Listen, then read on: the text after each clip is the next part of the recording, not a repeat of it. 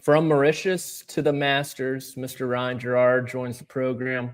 Ryan, first and foremost, I wouldn't be doing my job if I didn't ask you the hardest hitting questions. So, as a UNC Tar Heel, how are we feeling about the Bill Belichick era? It's quite something, right? Um, he came in, he got the alums really excited, a lot of NIL collective opportunities went hard this summer, but wasn't a great season. We have things to build on, we have things to look forward to, hopefully. Um, you know, but it's been quite the circus. It's been, entertaining if not a little bit frustrating at times, but we'll uh we'll give him one more year, hopefully, see if he can get the ship righted a little bit. And you know, hey man, I it's it's like watching a car crash, right? You can't really look away, but like bad things are happening. And I mean, at least one more year, we'll get the documentary, right? Because they had to The scratch docu it. the documentary is gonna go crazy. Yeah, It's gonna exactly. it's gonna do numbers, that's for Yeah, sure. big time numbies. On to happier days. Obviously, you just qualified for the Masters by finishing runner up there in Mauritius. You needed a tie for fourth place to move inside the top 50 in the world. You were world number 57 at the onset of the week. It's garnered a bunch of attention, this story. You traveling 10,000 miles there, you pulling it off. So, how about we start at the very beginning? When did you make the decision that you were going to play in the tournament? And kind of how early were you monitoring where you were in the OWGR? So I think going into RSM, we had some OWGR projections. Just like, hey, you're projected. I think at the time it was like 47th in for the end of the year if everything stayed the same. And unfortunately missed the cut. RSM shot 5 under, still missed the cut. These guys are good. And some of the guys that were right on the bubble played really well, so that kind of bumped me. I think I was 50 or 51, and then some more guys played good. Maybe at the DP World event, like a week later, and I was kind of looking Friday of RSM, like, hey, yeah, maybe I'll go play one of these DP World events. But the entry deadline for the DP World Tour at that time of year was like 2 weeks and a day before the event, instead of like usually it's Friday 5 p.m. the week Mhm. before on the PGA Tour, but it was almost like 2 or 2.5 weeks before for some of those DP events, the entry deadline. So I was unfortunately not able to sign up for like the Ned Bank or anything like that. So this was the only event that I could really, swing on the calendar. I had Ben Griffin's wedding um, that I had to go to, and didn't feel like flying directly after uh, Ben Griffin's wedding to Africa. I didn't think that would be in the best way for me to play good golf. So I gave myself another 4 or 5 days to um, get the golf game feeling pretty sharp, and decided we were gonna go do it, the week after that.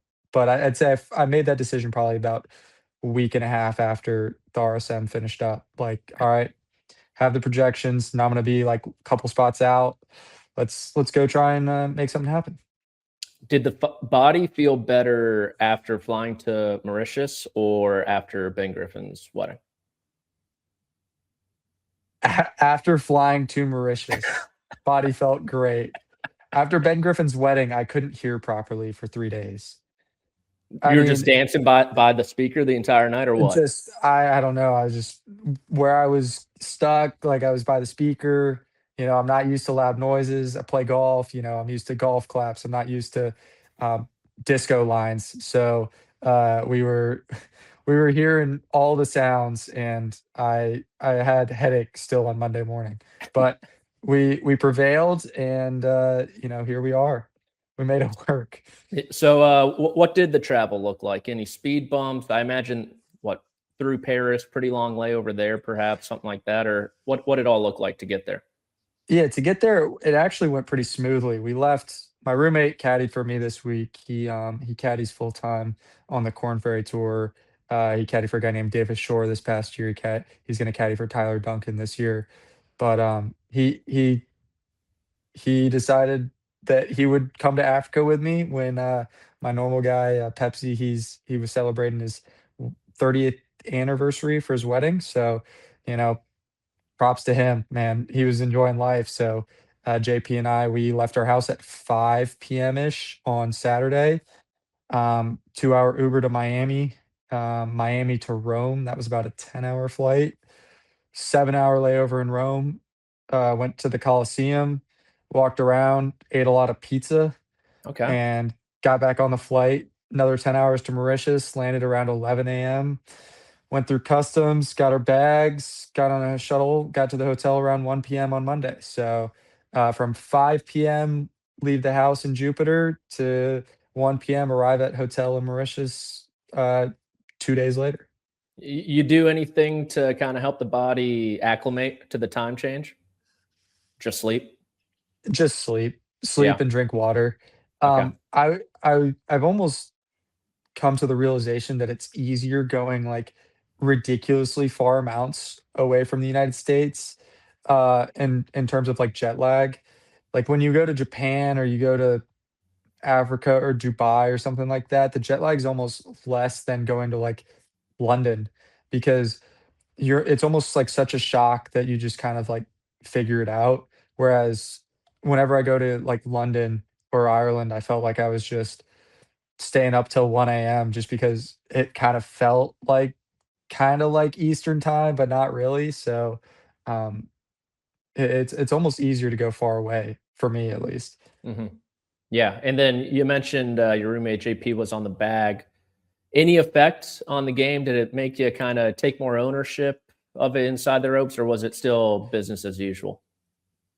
Business as usual for the most part. I mean, he's a pretty good vibes guy, so, Okay. there were some conversations being had in the final round about, you know, Oasis, the new Oasis tour, hoping to go to a show in Buenos Aires or something, Okay. and, gosh, we were making fun of, how the Italians, they don't really like drones there. There's, like, no fly zones all over the place, and, we were calling them Richard Sherman truthers, because Mm, they didn't want the Legion of Boom in Italy because it's a no-fly zone, and, yeah, it is so there's some talk of that stuff on the course in the final round that, Pepsi and I probably wouldn't be talking about. So it kept things light, kept things easy, but, um, for the most part, business as usual. nice. And then you ended up losing in a playoff, but came away as a big winner, earning that invitation to the Masters. I guess just high level, how does it feel to earn that invitation? Um, Little disappointed didn't win, Hmm. obviously, but, we had a goal that we set out to go do, accomplish that goal. It feels really, really nice to earn it more than kinda have it given to you. Um, Not that it would have been given in any sort of regard to anyone, but, if I had just kind of, coasted this fall and just kinda happened to fall inside the top 50, I don't think I would appreciate it as much as having to get on a flight, go there with really only one thing in mind, and, playing really solid for 4 days to pull it off. I think it's gonna make it feel just a little bit more, worth it and rewarding when I show up there in April. But, you know, it's pretty special one way or another. Like, I've kinda dreamed of playing in this tournament my entire life. Wanted to win it for as long as I can remember, so, that's kind of the thing is, like, we're not just going to have a good time, I'm gonna go with the right attitude, enjoy the walk, enjoy the journey, but, try and play some good golf there as well, not showing up just to whack it around. How difficult was it for you to kind of stay within your process inside the ropes, knowing the result is right there? And I imagine it was even more difficult. This wasn't like a top four finish that you backdoored into. I mean, you were inside the top five after every single round, leading going into Sunday, sharing the lead. Was it very difficult for you to stick to the process, knowing the result was right there the entire time? And at times, yes, like, you do kinda catch yourself just like, "Oh, man, like, came all the way over here, let's make sure we get this done." But I think I have a pretty good process. I just kinda keep telling myself one shot at a time, um, just put one foot in front of the other and, like, don't get ahead of yourself. It's definitely hard to not catch yourself, like, in between rounds thinking about what it could look like, and, sometimes you just gotta give yourself 2, 3 minutes to just, like, "Alright, think about it, file it away, stay within yourself, stay within your process, and just try and get back to the task at hand." Um, but definitely leading on Sunday, the whole day, just kinda knowing that every shot, not that it wouldn't matter in any other week, but every shot was kind of like, "Hey, here for a purpose, execute, show up." It was definitely mentally fatiguing in Mhm. a way, but, we do kind of train for this, so it's something that, I've had a lot of practice in college, working with a sports psychologist, Canadian Tour, Korn Ferry Tour, PGA Tour, um, trying to hunt down a win on Sunday, and, it was a little weird because it didn't really matter if I didn't finish in the top 5, but, um, at the same time, you know, that's what every Monday qualifier I've ever played in is trying to finish top 4, and if not, you're going home anyway, so, Mhm. a little bit of, experience to draw on from that Yeah, perspective. absolutely. What have the reactions been like? I guess like a lot of text messages. I've actually met your father at the PGA Championship. I know he kind of walks around with you every now and again. How cool was it to talk to your dad about it? Yeah, my dad's pretty pumped. He's not the most, like, I don't know how to say this, like, he's, like, very, like, pumped for me, but he's not Hmm. the most excitable person all the time, Okay. so it's pretty business as usual, but this one got him pretty fired up. I think he's already been looking at rental houses, which is kind of that's how you know he's excited, when he starts looking at rental houses for the PGA Championship or the US Open and now Augusta. That's how I know he's pretty pumped. Like, normal week, PGA Tour, he couldn't care less. Yeah, I'll stay at the Hampton Inn. But for these, I think he's pretty excited. Um, I think it'll be more special when he steps on property. I think that's when it'll hit him a little bit more.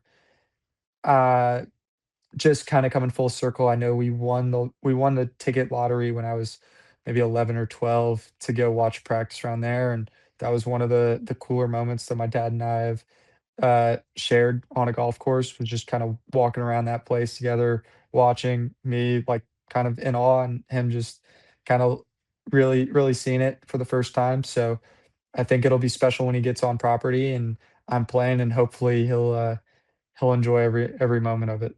Is that your guys' only time that you've been to Augusta? It's his only time. Okay. I was lucky enough in college, my teammate, Austin Greaser, finished runner-up at the USAM, and Hmm. he got in the Masters, so I actually got to play with him about a month before the tournament, kind of in a practice, round with one of the really nice UNC alums who's a member there, and, then I went and watched Austin, play Wednesday practice round, I believe, Okay. for the event that year. So I've been a few times, but, it'll be fun being inside the ropes this time. Hmm. That's for sure. Yeah, absolutely. And I've been told by many kind of on-course walking reporters, you're not someone who lacks confidence. Ryan Gerard is very confident in Ryan Gerard. I'm curious, what can this type of performance do for someone who's already brimming with confidence?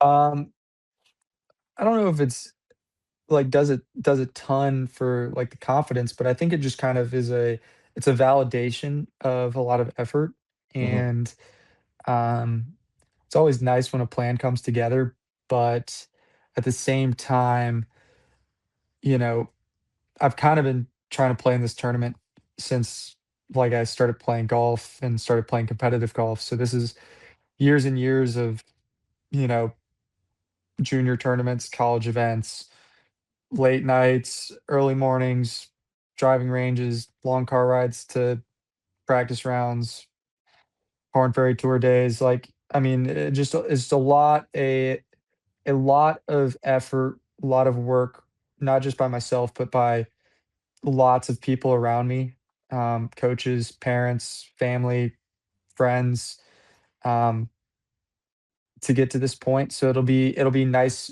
validation that all that effort, all that hard work was worth it for lots of people, not just myself. So it'll be nice for a lot of those people as well to kind of have um, that moment of either being on property and being there with me or being able to watch kind of on TV because I know, um, a lot of non-golfers only really watch the Masters and the US Open maybe, so for them, it'll be cool. Yeah, and I mean the top 10 at the PGA Championship. We all saw that, Ryan. Come on. Sometimes. um, I am curious though. This wasn't your first start on the DP World Tour. You played Wentworth. You went to the K Club for the Irish Open, Abu Dhabi for the first kind of playoff event over there. What was the motivation behind kind of playing in those events this fall? Just really, like, seeing the world, kinda playing some cool tournaments that I never had an opportunity to do. Um, Finishing in the top 50 of the FedEx Cup kind of allows you, like, an opportunity to either give yourself a really, really long off season or do some really cool things, and I figured, going to Irish Open, going to Abu Dhabi, going to places like that would have been, just as cool for me as, sitting at home and twiddling my thumbs for 4 months. Um, and I've always kinda wanted to play internationally. I just never really had the chance to, and, never really traveled that much internationally, so it was nice to kind of be able to travel, but, like, also it be business related in a Hmm. way. So it just kinda worked out, and, I like the DP World Tour events. They're a little different. The yardage books are really weird, but, um, I'd say it's cool, it's different, it's a nice change of pace, but, something that I'll hopefully have the opportunity to keep doing if I play well enough on the PGA Tour, you get to keep playing the DP World events, kind of at the end of the year. What's so weird about the yardage books? You can't leave us hanging there. Alright, so, this is gonna sound really, really strange. The DP World Tour yardage books, like, they have so much information on the pages, but they're, like, almost in a way that is, like it looks kind of like a kindergartner drew them on, like, paper and then, like, wrote in all these numbers, but then they also have pictures of the holes, but the pictures of the holes have, like, these lines all over them. It's really hard to explain. I'll just have to, like, send you a picture Yeah. of a PGA Tour yardage book and a DP World Tour yardage book, but, the first, like, couple times I used the DP World Tour yardage books, these things are horrible, man. I hate them, and then I've kinda gotten used to them, like, once you get a feel for it, but, my caddy JP, he'd never used them before, so, like, he kept getting numbers wrong, and I'm like, "Dude, like, no, no, no, it's this, like, we gotta go from here." They also, like, paint on the fairways. I don't know if you can see it on the broadcast, but they'll paint like red circles and white X's and like yellow dashes and stuff on the fairways because some of the golf courses aren't marked that well over there and like sprinkler heads are like not really a thing in some places. So in the PGA Tour, we're almost exclusively off sprinkler heads and 150 yard plates and stuff like that. But Hmm. they literally have someone go spray paint the fairways on all the holes, and you're, like, stepping off from the spray paint, and the only way that you know what the spray paint is from the yardage book, so, like, there's just random, like, spray paint dashes and stuff, so, it's an adjustment, but it works. It's really cool, it works. Yeah. I am curious. What's been the best part about traveling these past few months? Because I mean, you've been like everywhere. It seems like Europe, Middle East, Japan, Africa. Now, what's outside the ropes? What's been the best part? Wagyu in Japan, it's pretty sweet, it's hard to Okay. beat that. Um, Sushi I don't guy at know, all? man. Not a big sushi guy, not a Okay. big not a big raw fish guy. Mm. Tried it, couple times, not my forte. Okay. So the food is cool, but I would say, like, just seeing different places, right? As an American, um, it's very easy to kinda get stuck in this bubble of, like, "Yeah, dude, like, we have everything in America, which is awesome, like, America's the best." But, like, the world is huge, and there's Mhm. so many people, and there's so many cool things, and it's just different, and, maybe when I'm older and I'm married and I have a family, you know, just getting to go on a whim to Abu Dhabi for, like, a couple weeks isn't really gonna be in the cards for me, so taking advantage of the opportunities while I have them. But, like, we went to, like, this place called Ferrari World in Abu Dhabi, which is just, like, a theme park that's for like, it's a Ferrari theme park. We just rode roller coasters for, like, 2 full days after the rounds. Um, like, we did, like, a I brought my agent and my caddy, and we just, like, did, like, a team bonding day at Ferrari World. So just, like, stuff like that, like, I would never do that in, like, Memphis, or, Mhm. like, we're not going to, like, the Busch Gardens in Tampa for Valspar, like, that's just never gonna happen, but, like, in Abu Dhabi, Ferrari World, yeah, Yeah. Is it's that it's sick. the coaster, like, right off 18 that you can see? Yeah, yeah, it's the one that you can see, like, that's one of them. But there's, like, 8 of them, dude. There's one inside that's, like, in the dark, and, like, it goes, like, backward. It's, like, kind of Revenge of the Mummy at Universal-esque, Oh, yeah. um, like, with Ferrari theming, and there's just Mhm. random Ferrari million-dollar cars just in there sitting, like, there's a whole go-kart track. I mean, it's cool. It's, it makes you wanna buy a Ferrari, Yeah. which is it's a dangerous thing, I need to maybe win a signature Pretty event much. to Yeah. get my accountant on board, but, yeah, it's like, man, like, I wasn't really a car guy, but now I really want a Ferrari. Yeah. Revenge of the Mummies is a pool I still have PTSD from my youth for that It's ride. intense, man, it's Yeah, intense. it really sneaks up on you. Do you have a place circled that you'd like to visit down the road in particular? Um, I would love to go to Korea Okay. to play. um, I've heard a lot of good things. I don't really know much about the golf courses there, but I hear the golf culture is really cool.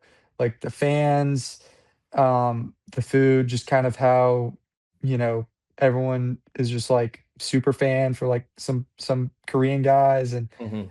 um, Sungjae like is like the GOAT in terms of like just aura walking down the fairways. Like the guy just like is the man.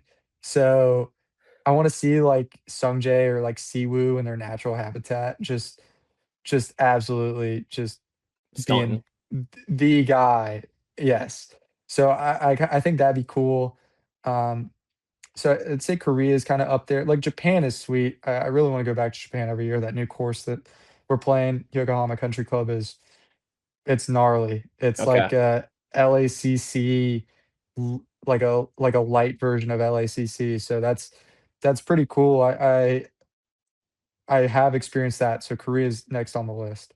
Yeah, I think, who was it? Grazerman was, like, likening the green complexes kinda to Pinehurst, number 2 a little bit. Um, It's it is just classic Core Crenshaw, yeah. just bunkering, uh, greens rolling off, some some some nice feeder slopes, some nice friendly slopes for us, but Mhm. place is pretty cool. Do you have a favorite, golf architect or type of course that kinda fits your eye more than the others? I love Core Crenshaw. I think what they do is really, really special from a modern perspective. I mean, I'm a North Carolina guy, so, like, just so much Donald Ross. Yeah. Um, like, his are classic, but for PJ Tour events, they're almost, like, too easy. Um, but, you know, I really sneaky like the old Seth Rayner stuff. Like, I know Waialae is kind of the only one that we go to, but that place it's so underrated, man. Mhm. I don't get why guys skip that tournament. It's so sick. I hope it sticks around. I don't think it's going to, but I Yeah. hope it sticks around. But just old school, like, that Redan 17 is just gnarly. Um, it gets you in the feels sometimes when you're out there and you're just like, rainer in Hawaii on the ocean. There's like 7 fans out there and they're all just like not paying attention to golf. It's pretty cool. Do you you brought up kind of maybe the Hawaii swing getting the axe, unfortunately. What are your thoughts on the current trajectory of the PGA Tour and kind of smaller fields, the murmurs of the schedule in 27, maybe 28, whenever it takes shape? As someone who, I mean, I would say you're kind of welcome to the PGA Tour was that Monday queue at PGA National, finishing inside the top five. Then you parlay that into a good start in Puerto Rico, and then you have special temper all of a sudden. It seems like those type of stories might be maybe non-existent in the near future. Yeah, it's a very double-edged sword, I think, from the perspective where I sit, it's like, man, that's how I got on the PGA Tour. Uh, it feels wrong to pull, like, kind of the rope out from underneath you when I'm already on the PGA Tour. And unfortunate that, people aren't gonna have a chance to maybe Monday qualify into as many events or, like, parlay good finishes into temporary membership as easily. Not that it was super easy before, but it's definitely not gonna be easy now. And with a smaller schedule, less events, kinda feel for, like, the local markets, like a Sony or like a wherever, they might kind of cut out if they go that direction, which it is seeming to be the case. Because, going to the Greensboro event in North Carolina growing up, like, that was kind of the event closest to me.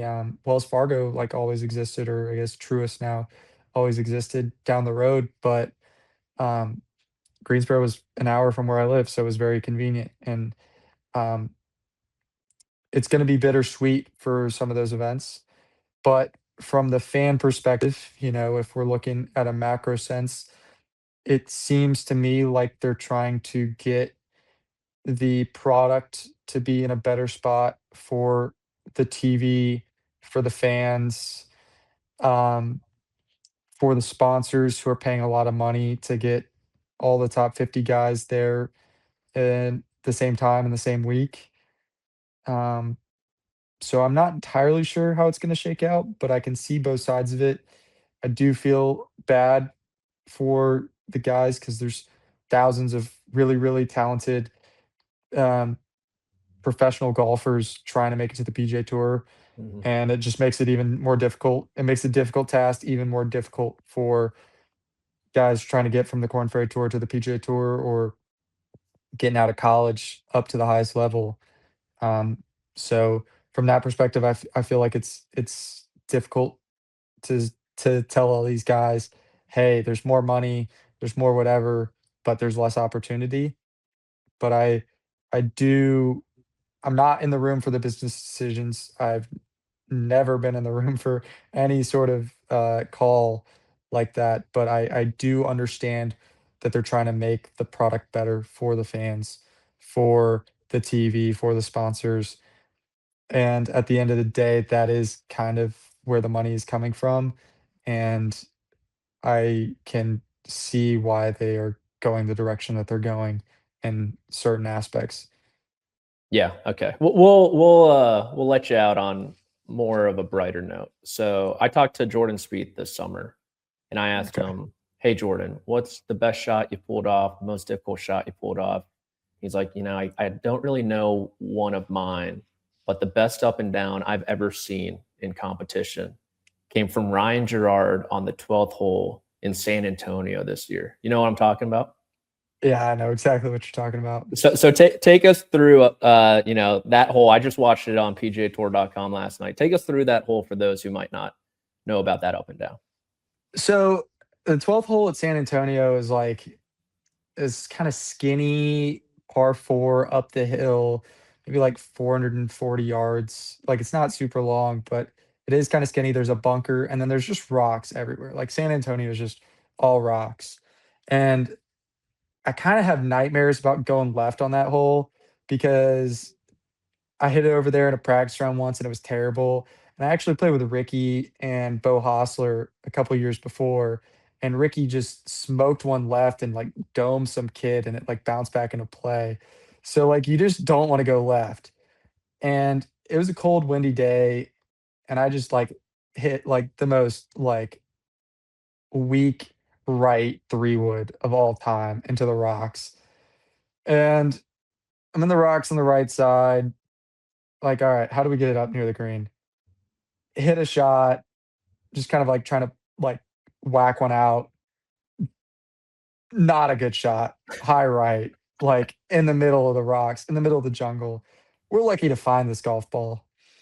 And I'm kind of sitting there and I'm like, you know, I don't have anything, but that bunker doesn't look too bad. So let's just try and hit it as hard as we possibly can into the lip of the bunker. And if it goes in the bunker, great. If not, it'll just pop out and it'll be fine.